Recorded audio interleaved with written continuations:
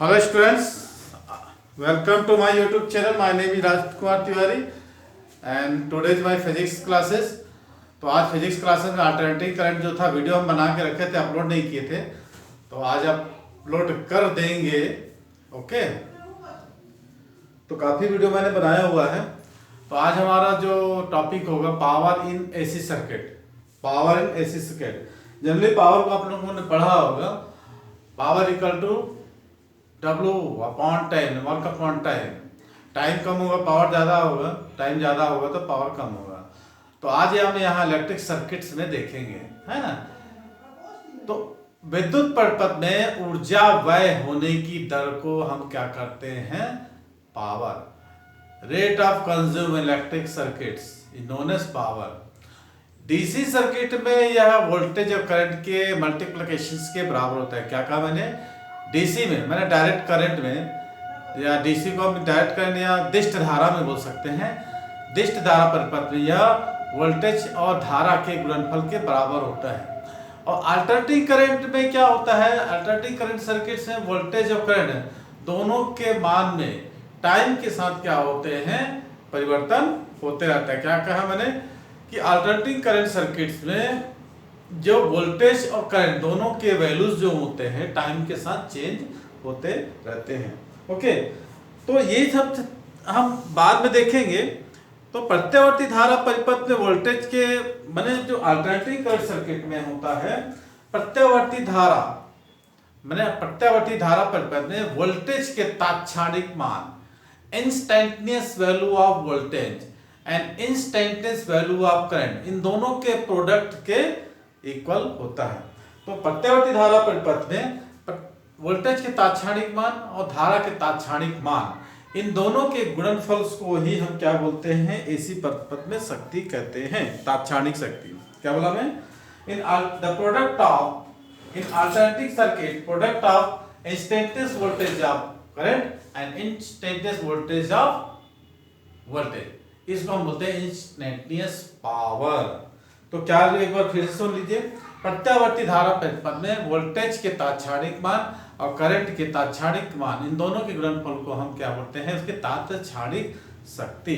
Okay, तो किसी भी प्रत्यावर्ती धारा परिपथ में जो अप्लाइड वोल्टेज होगा किसी भी अल्टरनेटिंग करंट में, है ना, अप्लाइड वोल्टेज क्या होगा, इंस्टेंटेनियस वोल्टेज को हम क्या लिख सकते हैं, sorry instantaneous power, instantaneous power equal to instantaneous INST instantaneous voltage into instantaneous current. ठीक है, तो किसी भी अल्टरनेटिंग करंट में जो वोल्टेज होगा V इक्वल टू क्या लिख सकते हैं, V naught sine omega T, और करंट की वैल्यू, इंस्टेंटेनियस करंट की वैल्यू हम लिखते हैं I naught sine omega t minus 5। ठीक, क्लियर हुआ।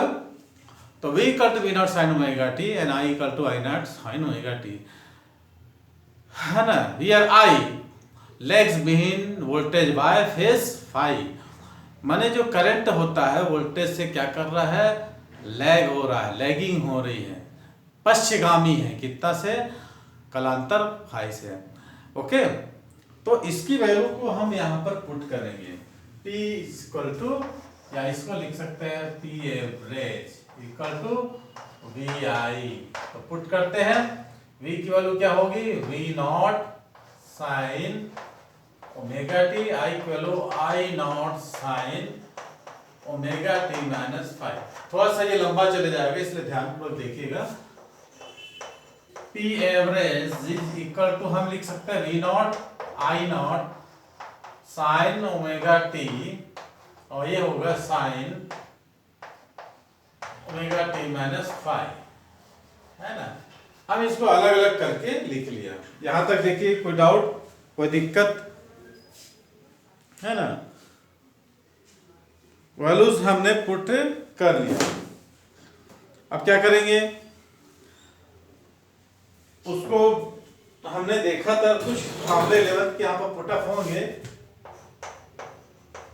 P average equal to V naught I naught sine omega T. ध्यान से हम देखिएगा, इसको पुट करते हैं, sine A minus B equal sine A cos B minus cos A sine B. Sine A means omega T, cos B मैंने cos phi minus cos omega T और sine phi. Good out. ये मैंने एक formula put कर दिया।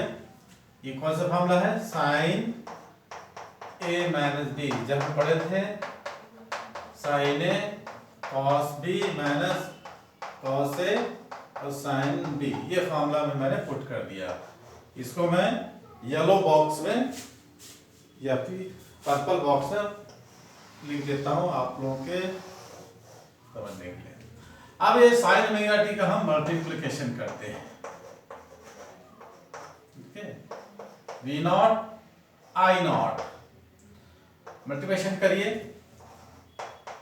Sign omega t है ना, और साइन ओमेगा टी। तो साइन स्क्वायर ओमेगा टी भी लिख सकते हैं, इसको स्टेप ज्यादा लंबा ना लेके, और ये हो जाएगा cos five, okay, minus sine omega T और cos omega T sine five. ठीक है, आप लोगों ने एक फार्मूला पे पढ़ाया था, है ना, फार्मूला मैंने ये पढ़ाया था 1 minus cos 2 theta equal to 2 sine square theta. तो ये 2 हो सकता है ये। और एक और फार्मूला मैंने पढ़ाया था 2 sine A sine B equal to sine 2b। याद आ रहा होगा, इसको भी मैं ये पर्पल बॉक्स में फिलअप कर देता हूं। अब इसी फार्मूले को हमको यहां पर पुट करना है। चलिए पुट करते हैं। क्या लिखेंगे? 1 माइनस कॉस 2 ओमेगा टी, है ना, साइन स्क्वायर ओमेगा टी की जगह क्या लिखेंगे? 1 minus cos 2 omega t upon 2, और इसको लिख देंगे साइन 2 ओमेगा टी अपॉन 2। ठीक है, चलिए साइड में लिख देता हूं उसको, आप लोगों के लिए दिक्कत ना हो। साइन स्क्वायर ओमेगा टी की जगह हम क्या लिखेंगे? 1 minus cos 2 omega t upon 2, okay. और ये जो है इसकी जगह हम क्या कर सकते हैं? देखिए 2 sign omega T cos omega T कितना हो जाएगा ये, है ना, साइन 2 ओमेगा टी, और 2 को हम यहाँ नीचे ला लेंगे, ठीक है। तो मैं ये जो येलो बॉक्स से या ये नीले से डार्क कर रहा हूं, इसके प्लेस में हम क्या रखेंगे? 1 माइनस कॉस 2 ओमेगा टी, और ये जो मैं येलो बॉक्स में येलो सर्कल से, सॉरी बॉक्स सर्कल से जो ढक कर रहा हूं, उसके जगह हम रख देंगे sine 2 omega t upon 2। Okay, चलिए अच्छे से देखिए, वीडियो को ध्यान से देखिए, समझ में आ जाएगा। काफी इजियर है, कोई ज्यादा कठिन नहीं है, बस ध्यान देने की बात है। हम वी नॉट आई नॉट को वैसे ही लिखेंगे, ओके। अब पुट कर दिए 1 minus cos 2 omega t upon 2 cos 5, okay, minus sine omega T, sine कितना जाएगा? साइन 2 ओमेगा टी अपॉन 2, है ना, और साइन 5। ये 2 आप बाहर निकाल लीजिए, P average equal to V naught I naught upon 2 cos 5 को मल्टीप्लिकेशन कर दीजिए, कॉस 5 माइनस कितना हो जाएगा? कॉस 5 कॉस 2 ओमेगा टी, है ना, इसमें 2 तो बाहर निकल गया, इसको ब्रैकेट में कर सकते हैं, और यहाँ बचेगा हमारा साइन 5 साइन 2 ओमेगा टी। यहां तक हमने कर लिया। अब क्या होगा आगे?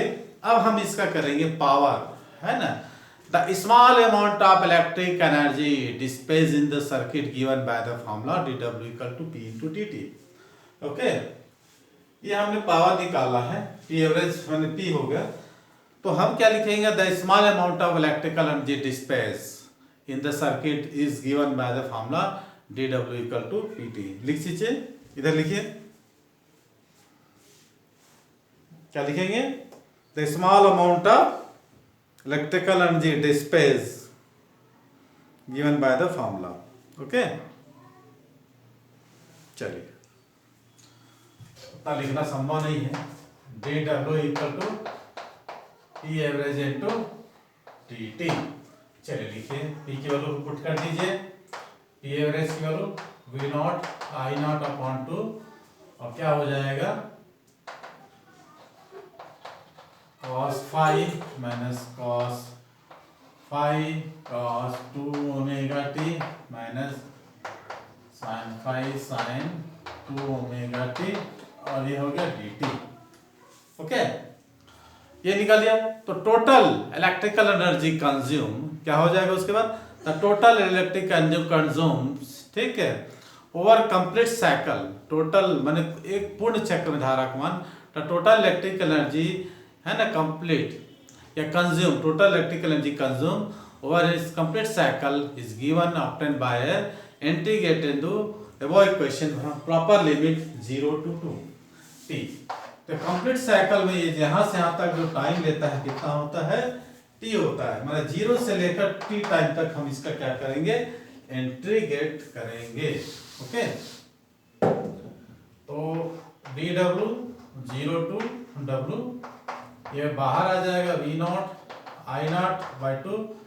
अब हम इसका इंटीग्रेशन कर देते हैं, cos phi 0 to t dt, अलग से कलर कर दे रहा हूं, माइनस से cos फाइव कॉमन निकल जाएगा, अब एक साथ निकाल लेते हैं हम, पहले लिख लेते हैं cos five cos 2 omega T 0 से t और dt minus sin five sin 2 omega T dt 0 से t।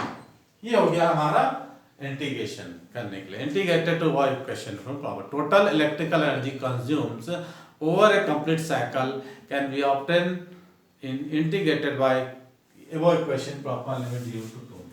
यहाँ डी डब्ल्यू है तो 1 हो जाएगा, तो W minus 0 V naught I naught की वैल्यू ऐसी लिखिए, cos फाइव है कांस्टेंट वैल्यू, हमका t के रिस्पेक्ट में करना है, तो हो जाएगा t।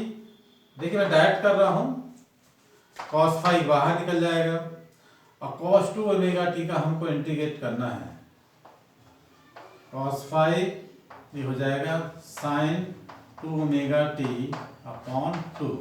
ओके, ये जाएगा 0 से t माइनस, इसमें क्या हो जाएगा कांस्टेंट sin फाइव बाहर निकल जाएगा, तो हमारा हो जाएगा sin 2 ओमेगा टी का माइनस cos होगा तो प्लस हो जाएगा, प्लस sin फाइव और cos 2 ओमेगा टी अपॉन 2 0 से t। ये मैंने इंटीग्रेट कर दिया विद रिस्पेक्ट टू t और उसका लिमिट भी मैंने लिख दिया है 0 से t।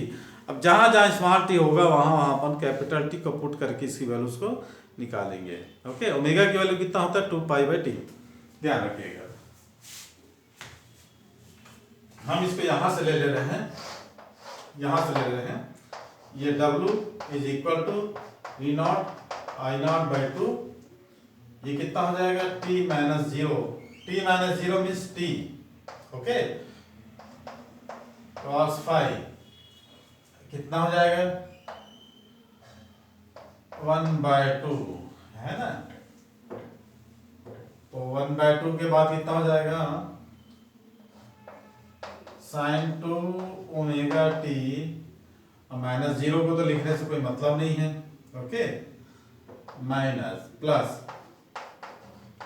sin फाइव और 1/2 cos 2 omega t minus cos 0, यहां से ध्यान दीजिएगा। अब ओमेगा की जगह 2 पाई बाई टी करेंगे,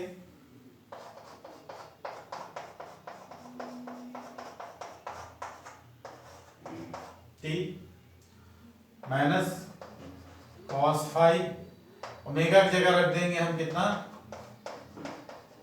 2 इंटू 2 पाई बाई टी का जगह रख दीजिए 2 पाई बाई ओमेगा, या omega equal 2 pi by t, मतलब एक ही है, plus sine phi 1/2 cos 2 omega 2 pi by omega -1।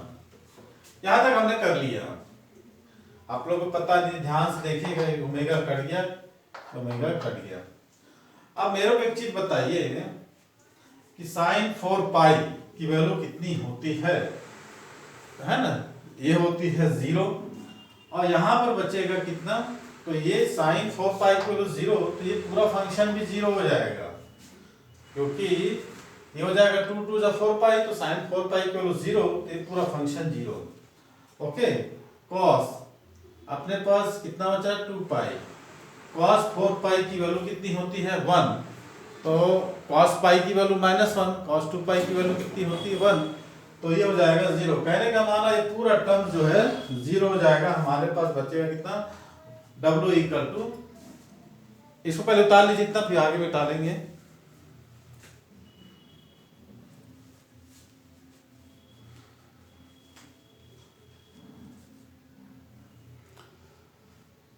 हाँ, तो कॉस फाई हमने लिखना भूल गया था यहाँ पर, कॉस फाई कॉमन था यहाँ पर, इसको लिखते चलेंगे।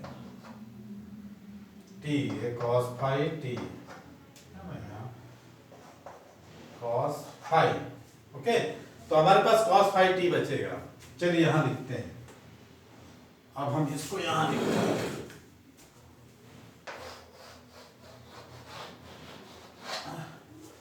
W इक्वल टू क्या बचा हमारे पास? V0 I0/2 cos phi t। Okay, ये यहां तक आया। अब हम क्या करेंगे? Hence average power dispatch over one complete cycle will be, है ना? क्या करेंगे? एवरेज पावर निकालेंगे। तो P बार इक्वल टू कितना आ जाए? W/T। ये मैंने एवरेज लिख दिया है, कोई दिक्कत की बात नहीं है। इसको नहीं लिखेंगे तो भी चल जाएगा, ये स्ट्रेटनेस वैल्यूज था ऐसा।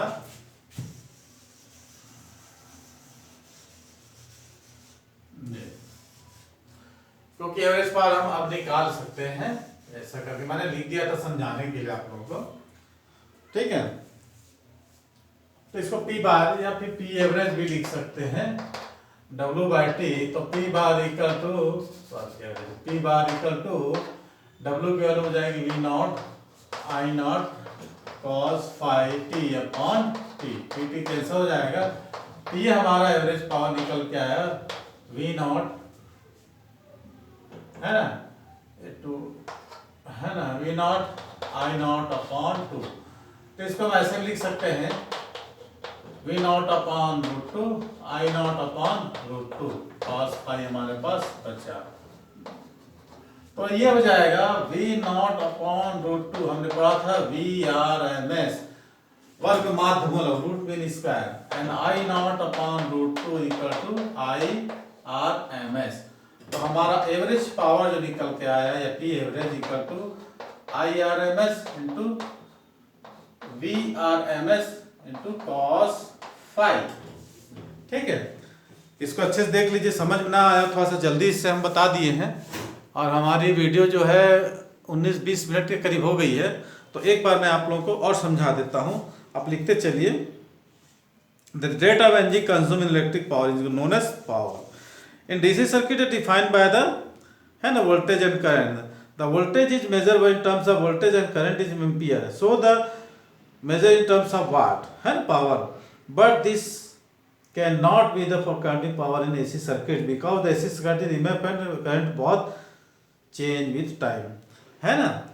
In AC circuit the instantaneous power is given by the product of instantaneous potential difference and instantaneous current, जो मैंने समझा दिया था। उसके बाद वैल्यू लिखी है हमने, वैल्यू लिखने के बाद इसको हम सॉल्व किए। ठीक है, तो मैंने बताया कि विद्युत प्रतिरोध में ऊर्जा के क्षय होने के दर को क्या कर सकते हैं, शक्ति कहते हैं, या भी दिष्ट धारा में, या क्या होता है वोल्टेज और करंट के गुणनफल के बराबर होता है। लेकिन क्या होता है अल्टरनेटिव करंट में इसका मान समय के साथ चेंज होने लगता है, इसलिए इसको डायरेक्ट हम नहीं लिख सकते हैं। तो अल्टरनेटिंग करंट में हम क्या कर सकते हैं, जो इंस्टेंटेनियस पावर को हम इंस्टेंटेनियस वोल्टेज और इंस्टेंटेनियस करंट के प्रोडक्ट के बराबर को लिख सकते हैं। तो V equal to V naught sine omega t, I equal to I naught sine omega t को हम क्या करते हैं, वैल्यूज पुट करने के बाद हम इसको जैसा भी डेरिवेशंस किए, डेरिवेशंस करने के बाद हमारा जो होता है इस फॉर्म में आया है। ठीक है, कहने का मतलब ये होता है हमारे यहाँ दो फॉर्मूला यूज किया है, साइन ए माइनस बी और साइन स्क्वायर ओमेगा टी, ये दोनों की वैल्यू को पुट किया है। और पुट करने के बाद हमने इसका क्या किया है, the small amount of electrical energy dissipate in the current given by the dw equal to p into dt, और उसकी वैल्यू को हमने पुट किया है, इंटीग्रेट किया है 0 से t तक, और फिर हम टोटल एनर्जी निकाल लिए उसके बाद, है ना। निकालने के बाद हमको क्या आया है, एवरेज पावर को हम किस फॉर्म में दे सकते हैं, p equal to w by t, dt cancel हो गया, cos phi is the power factor, है ना। cos phi क्या है, पावर फैक्टर। तो इसको उतार लिए हम, तो हम इधर थोड़ा सा निकाल के इसको हम r बाई z के फॉर्म में कैसे लाएंगे, इसको देखते हैं ऐसे सर्किट में। ओके,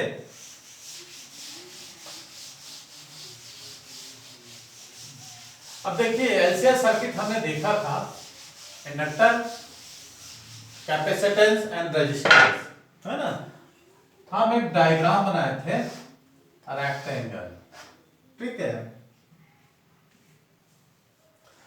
इसमें हमने देखा था tan phi equal to omega L minus 1 by omega C upon R, ये हमने देखा था। ओके, और इसके बाद हमने इम्पीडेंस निकाला था। तो ये राइट एंगल ट्रायंगल है, ये परपेंडिकुलर, ये हाइपोटेनस बेस, तो perpendicular omega L minus 1 by omega C निकला हमारा, बेस आर निकाला, और इसकी वैल्यू तो निकाले थे ना, R square plus omega L minus 1 by omega C का होल स्क्वायर, ये हमने निकाला था। तो cos phi की वैल्यू कितनी हो जाएगी, base upon hypotenuse r upon z। तो वहां पर हम जो एवरेज पावर की वैल्यू होगी उसको हम देख सकते हैं Vrms into Irms, cos phi था, तो cos phi की जगह हम लिख सकते हैं Vrms Irms r by z, है ना। ऐसा हम इसको लिख सकते हैं। तो उम्मीद है मुझे कि यह वीडियो पसंद आई होगी। अगर आप लोग कहेंगे तो एक बार इसको शॉर्ट रिवीजन हम कर देते हैं। ओके, सबसे पहले हम क्या लिखे हैं, अल्टरनेटिंग करंट में इंस्टेंटेनियस वोल्टेज और इंस्टेंटेनियस करंट के प्रोडक्ट को हम लिखे थे। हमारा वोल्टेज कितना था, V equal to V naught sine omega t, current कितना था, लैग कर रहा था वोल्टेज से, I equal to I naught sine omega T, और इन दोनों के प्रोडक्ट को हम लिखे।